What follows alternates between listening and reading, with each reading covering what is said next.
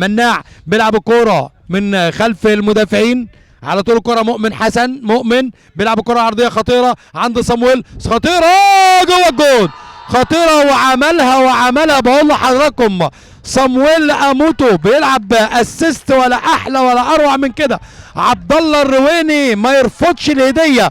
محمد رضا على صدره حلوه الشاذلي والتسديده وهوبا وضرب جزاء محمد رضا. وكل جماهير ديكيرنس بتقول يا رب. محمد رضا ومحمود حمدي وحوار على الكرة، مين اللي هيفوز فيها هنشوف ونتابع. وادي محمد رضا جوه الجون، يا ولد يا ولد يا ولد يا ولد، حطها له. كابتن سامح العربي المدير الفني فريق ديكيرنس، اولا مباراة قوية، هارد لك على خسارة نصير النهارده عطفا على الاداء رغم النقص العددي، الا ان فريق ديكيرنس قدر يعود في اللقاء ويؤدي مباراة كبيرة جدا ويعود في اللقاء. يعني اعتقد ان شفتوا الماتش وشفتوا الاحداث، شفتوا انا مش هعلق على التحكيم، لكن انا بصراحه يعني عليه علامه استفهام. النهارده الامر صعب جدا، ضربه جزاء فاول بيحسبها الراجل، جاب فخدته بره 18 الحارس وطرد الراجل الحارس من بدري. قراراته انا مش عارف، يعني الماتش موجود، ما اعرفش اذا كان في ملخص ممكن يوصل ولا كام من ده، لا موضوع كبير جدا. معاندنا الحظ اكتر من اسبوع.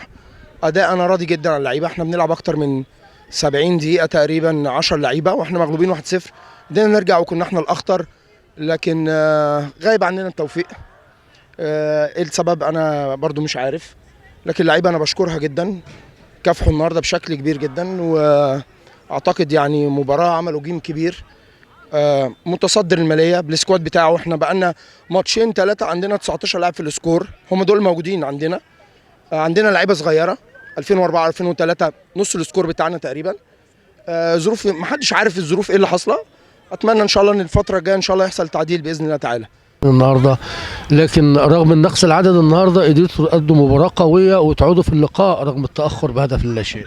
الحمد لله، وانا بشكرك شكر خاص عشان انت معانا على طول في كل الماتشات، وحضرتك شايف كل الماتشات احنا الافضل، فالحمد لله يا هارد لك. النهارده في ديكيرنس احنا خسرنا بنطين، مش ما كسبناش، احنا خدنا بنط بس خسرنا.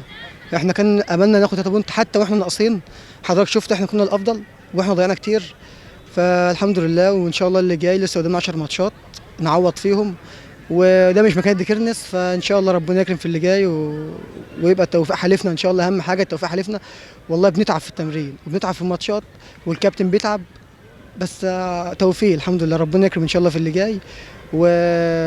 وبشكر اللعيبه كلها، كانوا رجاله والله ما حدش قصر النهارده، وبشكر زمايلي اللي كانوا بره خالص، اللي كانوا واقفين بره على الخط، والحمد لله ربنا يكرم في اللي جاي. قدامنا 10 ماتشات ان شاء الله ناخدهم كلهم ونبقى الاول ان شاء الله، وارجع ديكيرنس لمكانه الطبيعي ان شاء الله.